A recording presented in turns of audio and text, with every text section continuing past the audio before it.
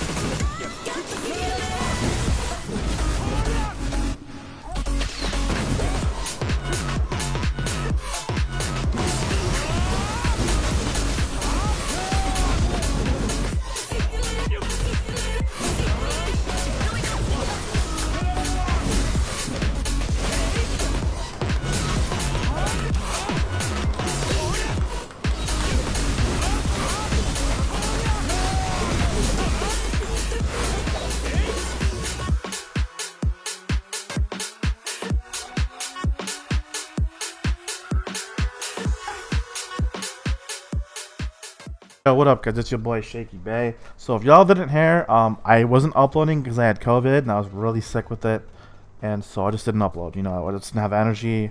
I was like really fatigued and things like that, but I'm a lot better now, fully recovered, and I'm good to go. So I just wanted to wait a little bit so I had all my energy back so I could commit to uploading.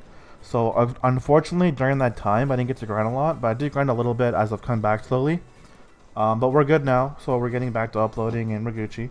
But let's go ahead and give you guys a little bit of updates on what's been going on with gear and some progress on the guild and all that good stuff, right? So currently, I have gotten my build. So let me just put my belt on. But so currently I got my bags to see. I got my Kudum. So I got my Kudum to Capris level 8, which gives me 8 extra accuracy, and I swapped out my Leapers and got my bags. So that was pretty costly. I lost like 8.5 bill doing that, but it was worth it. So you guys are probably wondering, since I've been talking about it so much, how does bag muskins feel? I don't feel the evasion loss. I still feel like I'm an evasion Musa. I'm still tanky. I'm still getting up from combos, especially when I wear my evasion stuff. I'm still feeling good. Of course, when I fight a geared player, I'm still getting like one shot, just like I would with Libers, right? It feels really good. I don't notice the 20 evasion drop. What I do notice though is the 20 accuracy gain. I've been really messing around with the build and feeling it out. I'm out SA trading a lot of people now that are at 700 gear score, and I'm below that. Definitely prefer it over the Libers. I think my hypothesis was right. You know, the reason why I ran the bags is because, like I said, against a geared person, the evasion doesn't really matter, but the accuracy will make a difference. Against the gearlet, the 20 evasion won't really do anything. I'm still going to be tanking them because they don't have the accuracy. And I was right. And I like the build. So I'm happy with it, and it's looking good. So what's next? Now the next step is we need to see 20 of my bags and my muskets, and from there, while I do that now, I'm gonna be portioning half of my silver towards buying another Garmoth's Heart for the Dandelion. And even though I have GM items while I'm doing that, I can put them in. I can use the Mirror of Equilibrium, and I can keep extracting them. Pretty much, I'm gonna be getting the Olocus crystals with my Dandy. I will be taking out Hooms off my build. I don't really feel like they're good anymore. So for Node Wars, I'll be using Jin Histios. When I'm doing open world, I will extract the crystals, and I will use Grapple Resistance. And what I will do from there is I am going to be getting a Manos necklace for extra grapple resistance. I will use that against, classes that don't have grapple penetration, so it'll be really annoying for them to catch me. So it'll be really nice to have. Other than that, those are pretty much all the swaps I ever need. I will be purchasing one more swap, and that'll be the Kaji ring. I want a Kaji ring, and then that'll be it for a while. So let's get into the Hashashin really quick. Hashashin got buffed, and I've seen a lot of Hashashin mains complain about it, but I like them. I think the buffs are really good, and let's get into why. Now, before I get into that, what I want to do right now with the gear, like I said, I want to hit the C20s. After I hit the C20s, I'm going to be working on my own pen black stars so that I can swap between Hashashin and my Musa more comfortably, so that they have higher AP, because I don't have that on my hat. Let's get into the Hashashin and what I think about it. Alright guys, so for the Hashashin, the buffs came. What do I think about them? Personally, I like them. So they changed their passive from evasion to it's all AP now, and it gives attack speed.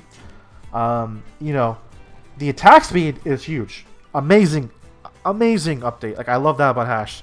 He was really struggling because he felt a little slow, but man, that attack speed is huge, and you guys are going to see that in a moment. Other thing is too, now we have piercing tornadoes of super armor, which is amazing. Lady throw is super fast now, right? I mean, look at this. So much more usable. On top of that, Hourglass is bigger AoE on landing, which is nice. It's a little bit quicker. And Hourglass. This is so good for Hash. Now you only have about 3 seconds of downtime where you can't use Hourglass. So this dramatically improves Hashashin's mobility. Now, do I think Hash needs a little bit more buffs? I do. I think that the buffs were good, but it's not anything crazy. I think now he'll be able to compete with reboots as far as Awakening goes, right? I'm talking strictly Awakening here. But, I think Hash is in a good spot. It feels good. Definitely think he needs a little bit more buffs, but, let me show you guys how I'm performing with Hash in my gameplay. So here you guys go.